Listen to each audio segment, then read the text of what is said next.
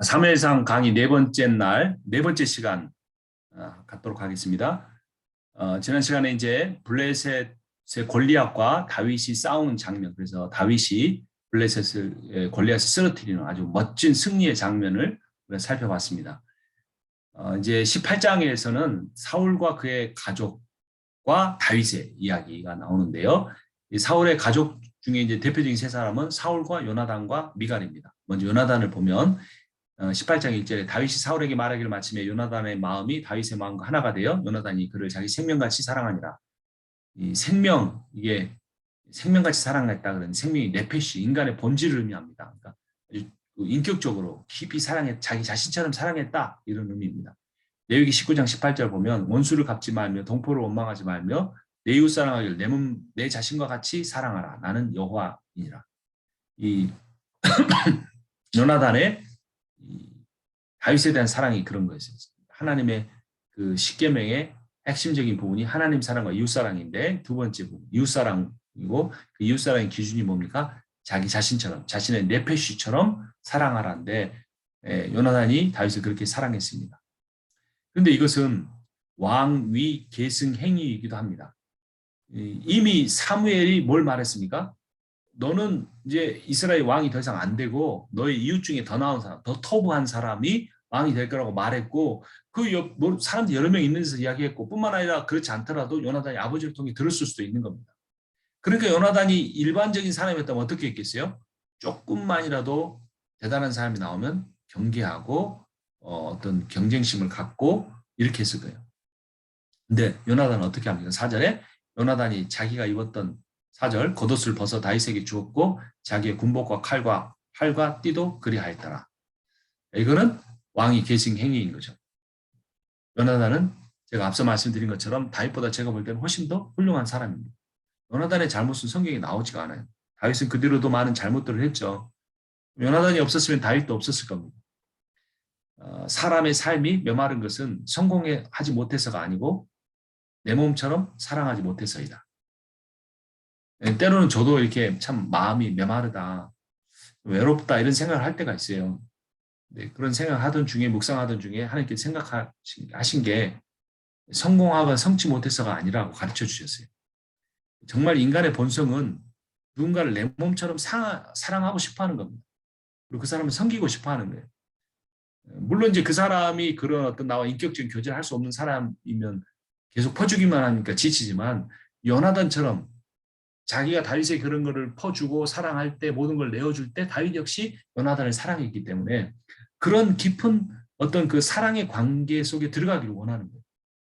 근데 이게 쉽지가 않죠. 현대사회 give and take 하고 그런 사회에서 그렇게 하기 참 힘든데 이 사실 목회자와 성도 간의 관계도 그렇게 되게 힘듭니다. 그래서 목회자와 목회자의 관계 속에서 우리가 그런 인간관계를 만들어가고 그런 공동체를 만들어가는 게 참 중요할 것 같아요. 그래서 요나단이 참 훌륭한 인격을 갖고 있었고 다 내줬지만 요나단의 입장에서도 아깝지 않았을 것 같아요. 왜냐하면 요나단이 신앙이 있었고 요나단이 볼 때 다윗이 자기보다 더 위대한 왕이 될 수 있었고 그래서 하나님이 원하시고 기뻐하신 일이라는 확신이 있었기 때문에 그 자기가 줄 수 있다는 것 자체로 기뻤을 것 같아요. 미갈은 어떻습니까? 28절에 여호와께서 다윗과 함께 계심을 사울이 보고 알았고 사울의 딸 미갈도 그를 사랑하고 자식들은 다 있었어요. 그게 보는 눈이 있었고 그래서 사랑합니다. 요나단은 우정으로 미갈은 이성적 사랑으로. 근데 사울만 그렇지 않습니다. 백성의 노래를 민심으로 생각하지 않고 정치적으로 해석합니다. 8절에 사울이 그 말에 불쾌하여 심히 노하여 이르되 다윗에게는 만만을 돌리고 내게는 천천만 돌리니 그가 더 얻을 것이 나라 말고 무엇이냐 하고 항상 높은 자리에 있어야 되는 이 사울 증후군 문제인 거죠. 올라갈 때 올라가더라도 내려오라고 하면 내려올 수 있어야 되는데 그 내려올 때 내려오지 않는 것은 뭐냐면 자기가 하나님의 말씀에 순종하는 부왕, 세컨 킹이 아니고 자기가 퍼스트 킹이라고 착각하며 살기 때문에 그러는 겁니다. 세컨 킹의 그 포지션 스테터스는 퍼스트 킹에 의해서 주어지기 때문에 그 자기의 세컨 킹으로서 자존감을 높이기를 원하는 사람은 더 충실하게 퍼스트 킹인 오리지널 킹인 하나님께 충성하게 돼 있어요. 사울이 불순종하고 이런 말을 불쾌하게 여긴 것은 사울이 자기를 퍼스트 킹으로 생각하고 있었다는 겁니다. 질투보다 무서운 것은 없죠. 사울은 자존감이 낮은 사람이고 다윗은 자존감이 높은 사람이었어요. 그래서 23절에 보면 사울의 신하들이 이 말을 다윗의 귀에 전하며 다윗이 이르되 왕의 사위 되는 것을 너희는 작은 일로 보느냐? 나는 가난하고 천한 사람이라 한지라. 혹시 미가라고 결혼할래? 뭐 이런 말, 사울의 공주와 결혼할래? 이런 말을 듣고 다윗이 겸손하게 말했던 겁니다. 사울은 불쾌하고 심히 노했지만 다윗은 자신의 가난하고 천한 것을 인정했어요. 이런 말을 뱉기가 쉬울까요? 아니겠죠. 이번 기회에 왕족과 결혼하면 자기도 출세를 하게 되는데 나 그래도 우리 집에 양도 많이 있고 형들도 있고 뭐 군인이고 우리 집안도 그 유다 지파이고 뭐 이런 말 할 수 있잖아요. 그렇게 하지 않은 거죠. 자존감이 높기 때문에 이런 자신의 어떤 실체의 일부분들을 충분히 말할 수 있는 겁니다. 부끄럽지 않아요. 그래서 자존감이 약한 왕보다 자존감이 강한 종이 인생을 세상을 기쁘게 살아요. 생각해보면 그냥 왕이 자존감이 더 높을 것 같은데 이상하다. 아니에요. 자존감이 약한 왕이 있어요. 자존감이 강한 종이 있어요. 후자가 훨씬 더 행복하다는 거예요. 세상에서 가장 큰 죄인이란 겸손과 앞에서도 말씀드렸죠. 세상에서 가장 존귀한 자라는 자존감을 동시에 갖게 해줄 수 있는 것은 복음뿐이다. 복음 안에 있기 때문에 오실 메시아를 바라보기 때문에 다윗은 자기 자신을 세상에서 가장 큰 죄인이라고 겸손하게 낮추면서도 자기 세상에서 가장 존귀한 자의 자존감을 동시에 가꿀 수 있는 거예요. 목회자가 자존감이 높아야 됩니다. 인간적인 스펙에서 오는 그런 거는 겸손으로 낮춰버리고 예수의 복음 안에서 날 사랑하시고 특별히 나를 목회자로 불러주시고 말씀의 종으로 기도의 종으로 불러주신 것에 대한 자존감, 존귀한 자존감을 가질 때 자존감을 통해서 복음이 더 복음다워집니다. 자, 19장 사울과 그의 가족 두 번째 이야기인데요. 반복됩니다. 요나단은 사울로부터 다윗을 지켜줍니다. 사울이 그의 아들 요나단과 그의 모든 신하에게 다윗을 죽이라 말했더니 사울의 아들 요나단이 다윗을 심히 좋아하므로 나 다윗에게 말하여 이르되 내 아버지 사울이 너를 죽이기를 꾀하시느냐. 그러므로 이제 청하노니 아침에 조심하여 은밀한 곳에 숨어 있으라. 자, 올려주시겠습니까? 다윗의 도리보다 가족의 도리보다 신정 국가의 왕직보다 하나님의 뜻에 순종하는 사람인데요. 화면 좀 올려주시겠습니까? 그래서 이 요나단의 입장에서는 아버지의 말에도 따라야 했고 자기가 결국 가만히 있으면 그 왕이 될 텐데 그런 것들보다 하나님 뜻이 무엇인지 알았기 때문에 그것을 순종하려고 하는 겁니다. 왕의 직분을 다윗에게 주려고 하는 거죠. 그래서 오히려 다윗을 살리려고 하는 거죠. 가만히 있으면 아버지가 다 처리해 줄 텐데. 정말 대단한 사람이죠. 누가복음 14장 26절. 물은 내게 오는 자가 자기 부모와 처자와 형제와 자매와 더욱이 자기 목숨까지 미워하지 않으면 능히 내 제자가 되지 못하고. 여기서 미워하다는 단어는 뭐죠? 우선순위입니다. 프라이어리티의 문제예요. 미워한다는 말은 사랑한다 고 바로 다음에는 덜 사랑한다라는 겁니다. 그래서 자기 목숨도 하나님보다 덜 사랑하고 자기 목숨을 사랑하지만 하나님보다 덜 사랑하고 부모, 처자, 형제, 자매를 사랑하지만 하나님보다는 덜 사랑한 사람이 능히 제자가 된다. 누구든지 자기 십자가 지고 나를 따르지 않으면 내 제자 되지 못한다.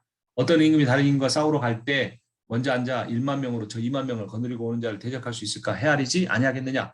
못할 터이면 그가 아직 멀리 있을 때 사신을 보내 화친을 청할지니라. 이와 같이 너희 중에 누구든지 자기의 모든 소유를 버리지 아니하면 소유, 욕을 버리지 아니하면 능히 내 제자가 되지 못하리라. 그럼 어떻게 된다? 35절 땅에도 걸음에도 쓸데없어 내 버린다. 들을 게 있는 분들은 들으시라 이렇게 말을 합니다. 그런 요나단에 비해 사울은 하나님의 뜻보다 자신의 욕망을 좇는 사람이었습니다. 그런데 사울에게 다윗이 어떤 사람인가와 다윗에게 사울이 어떤 사람인가는 천지차이입니다. 사울에게 다윗은 전쟁 승리해 준 사람이잖아요. 8절에 전쟁이 다시 있으므로 다윗이 나가서 블레셋 사람들과 싸워 그들을 크게 쳐 죽이매 그들이 그 앞에서 도망하니라. 또 개인 치료자였죠. 9절 사울이 손에 단창을 가지고 그의 집에 앉아있을 때 여호와께서 부리신 악령이 사울에게 접하였으며 다윗이 손으로 수금을 탈 때에 치유됩니다. 그리고 다윗에게 사울은 어떤 사람이에요? 죽이려고 하는 원수입니다. 10절에 사울이 단창으로 다윗을 벽에 박으려 하였으나 그는 사울의 앞을 피하고 사울의 창은 벽에 박힌지라 다윗이 그 밤에 도피하매. 자, 근데요, 여기 그 사울에게 다윗은 은인인데 다윗에게 사울은 원수같이 행하잖아요. 근데 이 반대되는 상황을 묘사하는 히브리어가 똑같아요. 이제 나카와 말라트라는 히브리어가 사용이 됐는데요. 그 전쟁 사울을 위해서 전쟁에 나가서 다윗이 승리할 때 블레셋까지 전쟁에 승리할 때 팔절에 크게 쳐 죽였다 할 때가 낙하인데 이 낙하가 어떻게 사용되느냐? 사울이 이 다윗을 그 창으로 못 박아 죽이려고 할 때 이 낙하가 사용되는 거예요. 아이러니죠. 이 낙하가 다윗은 사울을 위해 싸우는 낙하인데 사울에게 있어서 낙하는 다윗을 죽이려고 하는 낙하인 거예요. 말라트는 뭐냐면 이 그 다윗이 역시 사울을 위해 전쟁에 나가서 싸우니까 블레셋 사람이 도망갈 때 말라트인데 이 다윗이 도망가게 했던 다윗이 사울 앞에 섰을 때는 사울이 자기를 죽이려고 하니까 도망갈 때 말라트가 되고만. 그래서 성경 기자는 다른 히브리어를 사용할 수 있음에도 불구하고 낙하와 말라트라는 이 히브리어를 각각 두 번씩 반복 사용함으로써 사울이 다윗에게 원수였지만 다윗은 사울에게 은인의 역할을 했다라는 것을 아주 선명하게 드러내 줍니다. 미갈은 마찬가지로 다윗을 사랑합니다. 그래서 도망가도록 시간을 벌어주죠. 12절에 미갈이 다윗을 창에 달아내림에 그가 피하여 도망하니라. 미갈이 우상을 가져다가 침상에 누이고 염소털로 엮은 것을 그 머리에 씌우고 의복으로 그것을 덮었더니 사울이 전령들을 보내어 다윗을 잡으려 하매 미갈이 이르되 그가 병들었느니라. 이렇게 시간을 벌어주죠. 나중에 결국 이상에서 다 뒤집어 보니까 그 안에 이런 염소털 같은 게 들어있었던 거예요. 도망가기 시간을 벌어줍니다. 두 번씩이나 요나단과 미갈이 그들을 도와줍니다. 3회상 20장에 보면 요나단이 아버지 사울의 마음을 떠봅니다. 월삭이 돼서 식구들이 다 모여 식사를 하니까 다윗도 올 줄 알고 기다리고 있고 오면 죽이려고 하는데 이제 요나단이 다윗의 요청에 의해서 아버지 사울이 아직도 다윗을 죽이려고 하고 있는지 살펴보는 겁니다. 그래서 요나단이 이제 다윗과 짠 대로 그렇게 말하는 거죠. 다윗이 자기 아버지 집에 이제 추석 같은 때니까 땡스기빙 같은 때니까 가족들을 만나러 갔다. 만나러 데려가냐고 나한테 물었더니 내가 허락해줬다. 요나단이 말한 겁니다. 꾸며낸 이야기죠. 그러니까 사울이 화냅니다. 폐역 무도한 계집의 소생아 막 이러면서 이 멍청한 놈아 내가 너 왕되게 하려고 그러는데 그렇게 보내줬느냐 이런 말인 거죠. 그래서 요나단이 그 사실 다윗에게 다 전해줍니다. 그리고 이제 다윗을 떠나 보내야 되니까 언약식을 맺습니다. 16절만 읽어보면 이번에 이에 요나단이 다윗의 집과 언약하기를 여호와께서 다윗의 대적들을 치실지어다 하니라. 요나단 참 대단한 사람이에요. 다윗의 대적이 누군지 알고 있잖아요. 바로 자기예요. 자기 아버지예요. 사울 가문의 베냐민 지파의 측근들이에요. 그런데 아무리 다윗을 사랑한다고 한들 다윗을 왕으로 세우기 위해 자신과 자신의 아버지까지 죽어도 된다고 하는 건가? 결국 다 죽죠. 다윗이 참 위대한 인물입니다. 요나단의 도움으로 다윗이 사울 왕가를 영원히 떠나게 됩니다.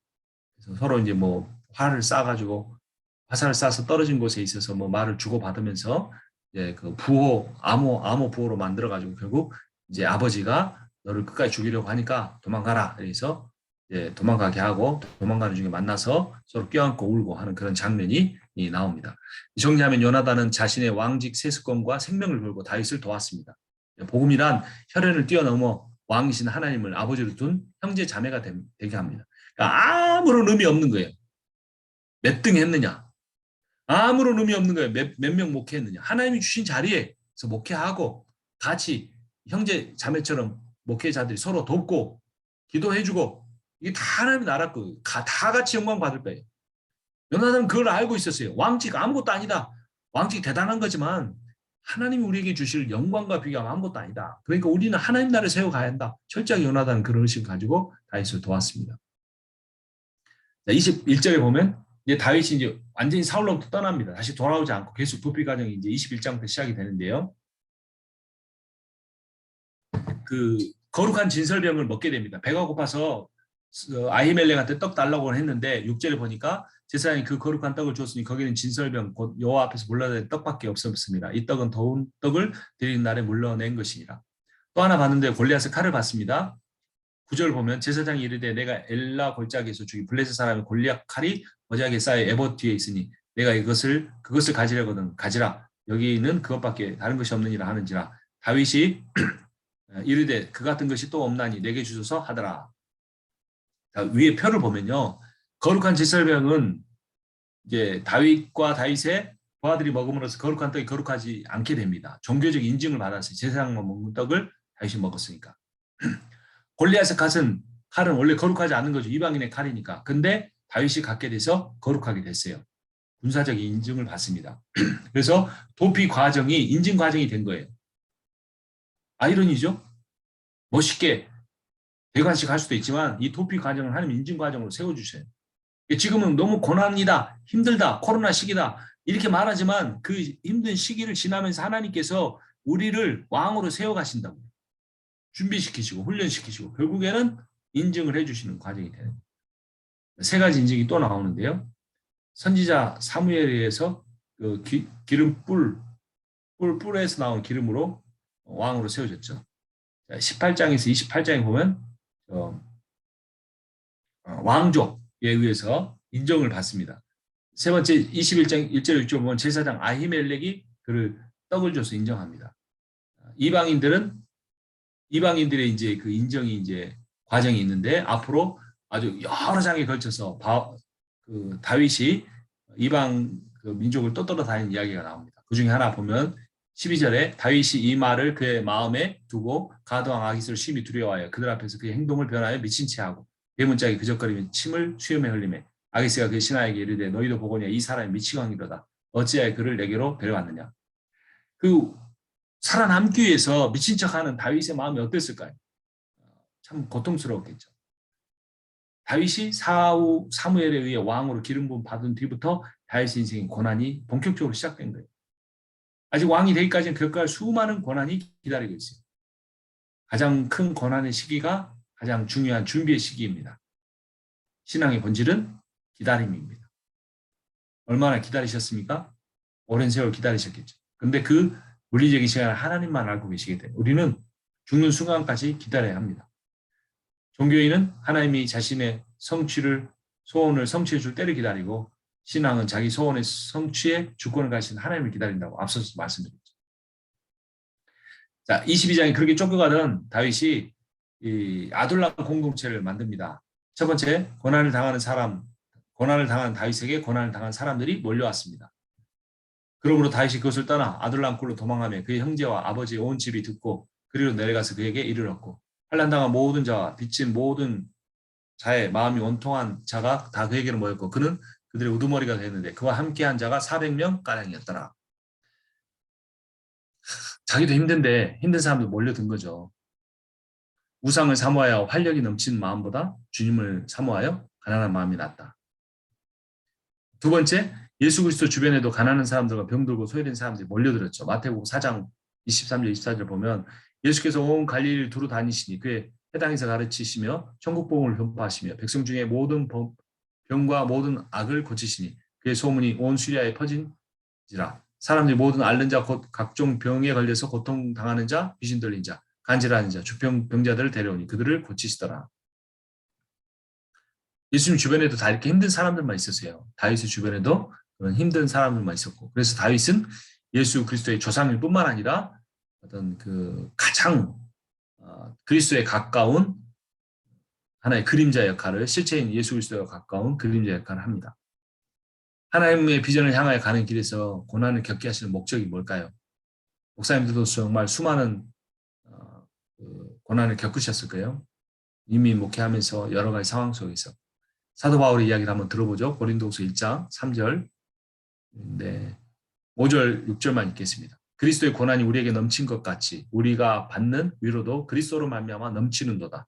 우리가 환난 당하는 것도 너희가 위로와 구원을 받게 하려는 것이요 우리가 위로를 받는 것도 너희가 위로를 받게 하려는 것이니 이 위로가 너희 속에 역사하여 우리가 받는 것 같은 고난을 너희도 견디게 하느니라. 7절 너희를 위한 우리의 소망이 견고함은 너희가 고난에 참여하는 자가 된 것 같이 위로에도 그러할 줄 압니다. 형제들아 우리가 아시아에서 당한 환난을 너희가 모르기를 원하지 아니하노니 힘에 겹도록 심한 고난을 당하여 살 소망까지 끊어지고 우리는 우리 자신이 사형 선고를 받은 줄 알았으니 이는 우리로 자기를 의지하지 말고 오직 죽은 자를 다시 살리시는 하나님만 의지하게 하심이라. 그 위대한 선교사가 살 소망까지 끊어졌다. 이런 말할 때 얼마나 그 고통이 심했는지 우리가 알 수 있죠. 밖으로부터 오는 구원밖에 바랄 것이 없는 사람만이 은혜가 무엇인 줄 압니다. 내 안에 있는 것은 아무것도 나를 구원할 수 없다. 내 안에 있는 것은 아무것도 자랑할 만한 것이 없다. 밖으로부터 오는 구원인 예수 그리스도를 통한 그 은혜의 복음만이 그것밖에 내가 바랄 것이 없다라고 하는 그 사람 삶에 진짜 은혜가 뭔지를 알게 됩니다. 근데 그 외에 세상까지 취해 살면 그런 것을 깨닫기가 힘들죠. 23장은 다윗이 사울과 다른 점 두 번째입니다. 다윗은 어려움 속에서 기도했습니다. 사울은 잘 되는 중에도 기도하지 않았는데 다윗은 잘 되지 않는 중에서도 기도를 했습니다. 사람들이 말을 전하자 다윗이 기도합니다. 1절, 2절 보면 23장 사람들이 다윗에게 전하여 이르되 보소서 블레셋 사람이 그일라를 쳐서 그 타작마당을 탈취하나이다 하니 2절 이에 다윗이 여호와께 묻자와 이르되 내가 가서 이 블레셋 사람들을 치리까 여호와께서 다윗에게 이르시되 가서 블레셋 사람들을 치고 그일라를 구원하라 하시니 사울은 한 번도 하나님께 묻지 않았잖아요. 사무엘을 통해 해주신 말씀에 대해서도 순종하지 않았어요. 그리고 우상만 가지고 우상은 아니지만 어떤 종교적인 방법을 가지고 하나님 점치려고만 했죠. 두 번째 사람들이 말을 전하자 다윗이 또 하나님께 기도합니다.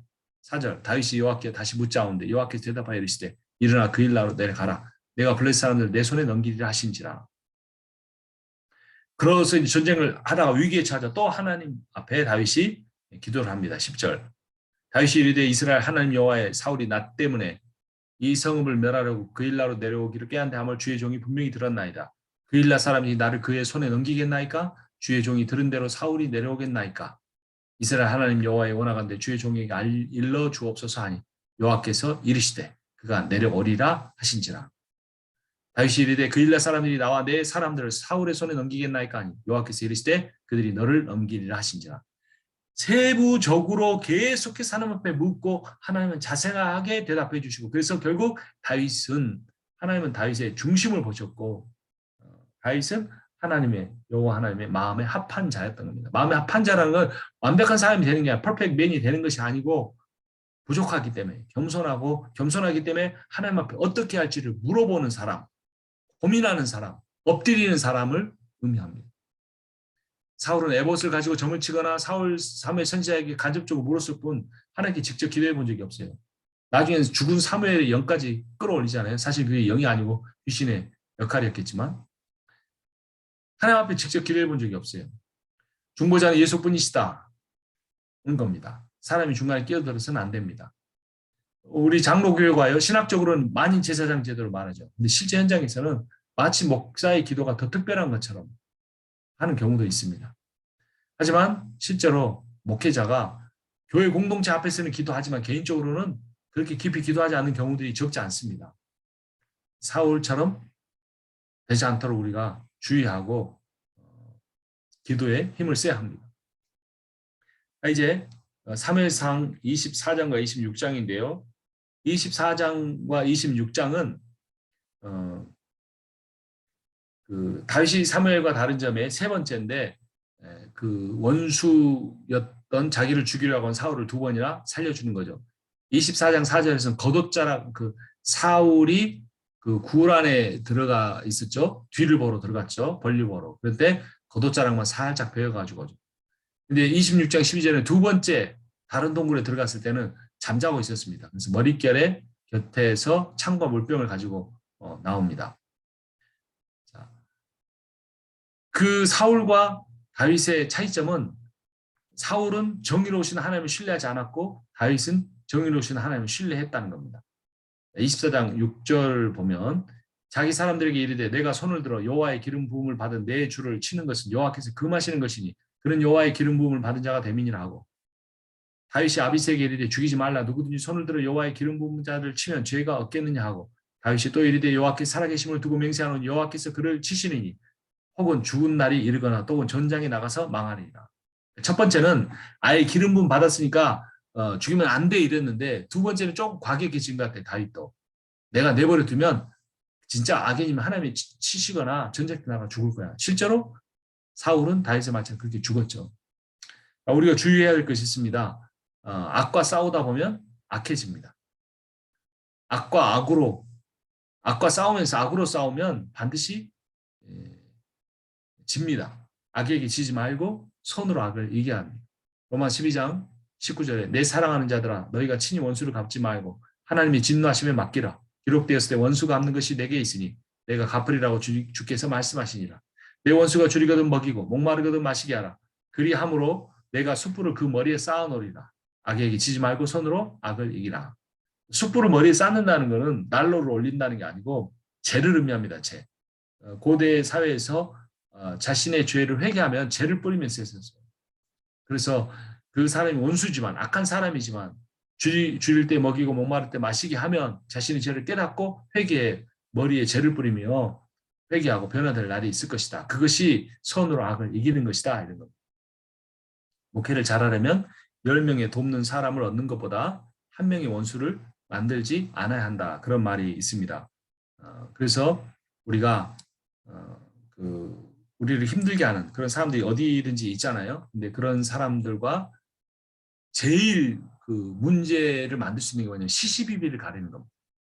저 사람이 어떤 말을 했는데 엉뚱한 말을 하는 거예요. 근데 그때 뭐 하려고 하죠? 그 말은 그 부분에서 이 부분은 맞지만 이 부분은 아니다. 이런 식으로 접근을 하다 보면 말의 꼬리에 꼬리를 물고 해서 계속해서 뭔가가 감정적인 안 좋은 게 오고 가고 좋지 않은 거죠. 그래서 그냥 항상 목회자는 아주 큰 문제가 아니면 들어주고 정말 그게 교회 안에 문제를 일으킬 만한 일이면 그 즉시가 아니라 나중에 생각하고 나서 따로 만나든지 어떤 방법을 통해서 아니면 다른 사람이 동석한 자리든지 그런 자리에서 아주 정말 내 모든 감정의 문제를 다 내려놓고 감정적으로 대하지 않고 진짜 그 사람을 사랑하는 마음으로 충만했을 때 가서 권면해야지 절대로 사람은 말로 바뀌지도 않는데 특히 잘못을 지적하거나 시시비비를 가리키는 말을 하게 되면 그 사람이 그때부터 나를 담임 목사로 여기고 존경하고 따르고 아버지처럼 하기보다는 뭔가 감정에 깊이가 골이 생기는 경우들이 있습니다. 우리 잠깐만 쉬고 마지막 강의 하도록 하겠습니다.